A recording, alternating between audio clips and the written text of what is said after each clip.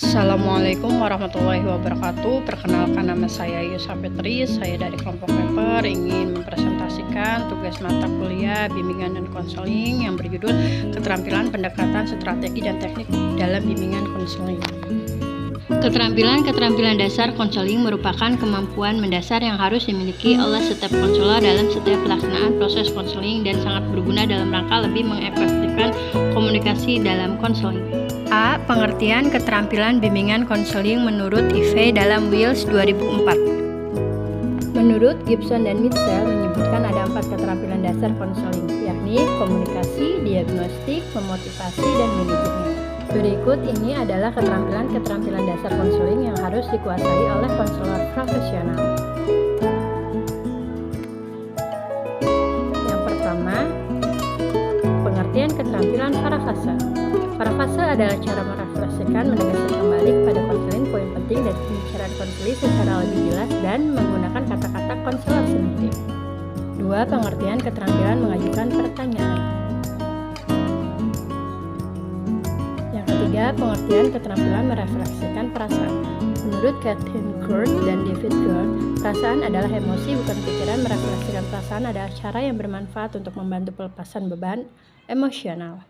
4. Pengertian keterampilan mendengarkan. Konselor harus menjadi pendengar yang aktif. Hal ini sangat penting dikarenakan beberapa faktor. Pertama, menunjukkan sikap penuh kepedulian. Kedua, merangsang dan memberanikan konselor untuk berbicara. Yang kelima, pengertian keterampilan meringkas. Catherine Gildart dan David Gildart merangkum adalah merefleksikan inti dari percakapan. B. Pendekatan dalam bimbingan konseling. Menurut Sturges dan Stone, bimbingan adalah proses membantu orang perorangan untuk memahami dirinya sendiri dan lingkungan hidupnya. Pada umumnya, teknik-teknik atau pendekatan yang dipergunakan dalam bimbingan mengambil 2 pendekatan, yaitu pendekatan secara kelompok dan pendekatan secara individual. Ada beberapa teknik dalam bimbingan kelompok antara lain seperti 1. Homeroom program, 2. Karya wisata atau field trip, dan 3. Kegiatan kelompok. Kegiatan rekreasi yang dikemas dengan metode mengajar untuk bimbingan kelompok dengan tujuan siswa dapat memperoleh penyesuaian dalam kelompok untuk dapat kerjasama. 4. Organisasi siswa, keorganisasian baik dalam lingkungan pendidikan maupun di lingkungan masyarakat. Yang kelima, sosiodrama. Sosiodrama dipergunakan sebagai suatu teknik di dalam memecahkan masalah-masalah. 6. Psikodrama. Yang ketujuh, remedial teaching. Psikodrama adalah teknik untuk memecahkan masalah-masalah psikis yang dialami oleh individu. Selain teknik-teknik yang dilakukan sebagai pendekatan terhadap permasalahan sosial siswa di sekolah, harus dilakukan juga teknik-teknik sebagai upaya memaksimalkan potensi siswa, antara lain dilakukan dengan cara 1. Latihan asertif. Teknik ini digunakan untuk melatih klien yang merasakan kesulitan. 2. Desensitisasi sistematis. Yang ketiga, pengkondisian afeksi. Teknik ini dapat digunakan untuk menghilangkan kebiasaan buruk. 4. Pembentukan perilaku model. Teknik ini dapat digunakan untuk membentuk perilaku pada klien. 5. Permainan dialog. Ini dilakukan dengan cara klien dikondisikan untuk mendialogkan 2 kecenderungan yang saling bertentangan.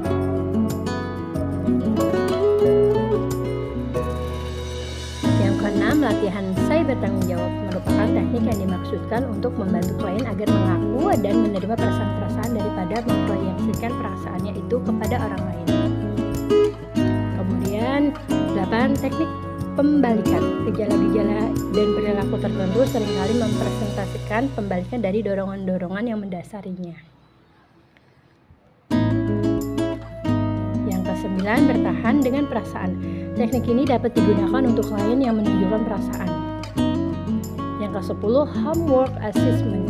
Teknik yang dilaksanakan dalam bentuk tugas-tugas rumah untuk melatih membiasakan diri dan menginternalisasikan sistem nilai tertentu yang menurut pola perilaku yang diharapkan. Yang ke-11, adaptif. Teknik yang digunakan untuk melatih, mendorong, dan membiasakan klien untuk secara terus-menerus menyesuaikan dirinya dengan perilaku yang diinginkan. Latihan-latihan yang diberikan lebih bersifat pendisiplinan dari klien. 12. Bermain peran. Teknik untuk mengekspresikan berbagai jenis perasaan yang menekan. strategi dalam bimbingan konseling. Layanan bimbingan dan konseling dan pengembangan karakter religius. Karakter religius sangat dibutuhkan oleh para peserta didik untuk menghadapi degradasi moral agar mereka mampu memiliki dan berperilaku dengan ukuran baik dan buruk yang didasarkan pada ketentuan agama. Adapun strategi layanan dan bimbingan konseling yang dapat dilakukan mengembangkan karakter sebagai berikut. A. Pengumpulan need assessment kebutuhan siswa. B. Layanan bimbingan klasikal dan bimbingan kelompok. Pada dasarnya layanan bimbingan klasikal dan bimbingan kelompok merupakan layanan bimbingan dan konseling yang sama. C. Pengelolaan media informasi media dan informasi layanan bimbingan dan konseling. Dapat berupa papan bimbingan, leaflet, poster, buku, saku, dan media lainnya. Strategi layanan peminatan dan perencanaan individual. Dengan demikian, hal tersebut mendorong peserta didik untuk mengaplikasikan ajaran agama yang dianutnya dalam perencanaan masa depan dan peminatannya. 3. Strategi layanan responsif. Keempat, strategi dukungan sistem internalisasi nilai karakter religius dalam dukungan sistem, misalnya seperti kegiatan parenting dengan tema cara Rasulullah mendidik anak. D. Teknik-teknik dalam bimbingan konseling. Bimbingan dan konseling memiliki makna yang sama, yaitu pemberian bantuan. Macam-macam teknik bimbingan konseling. 1. Konseling individu. Konseling individu sama seperti konseling pada umumnya, yaitu menggunakan teknik wawancara. Yang kedua, teknik langsung atau direktif konseling. Dalam teknik ini, konselor memiliki peran penting. Mereka lebih berinisiatif untuk menanyakan hal tertentu sebagai bagian dari proses konseling. 3. Teknik tidak langsung. Kebalikan dari yang sebelumnya, konseling memiliki peranan yang penting di sini. Pasalnya mereka akan mendominasi proses konseling, mulai dari sesi mengobrol hingga menguji para konseli untuk memecahkan masalahnya sendiri. Keempat, teknik campuran. Teknik terakhir ini merupakan gabungan dari kedua teknik, yaitu teknik langsung dan teknik tidak langsung. Kesimpulan. Berikut daftar pustaka.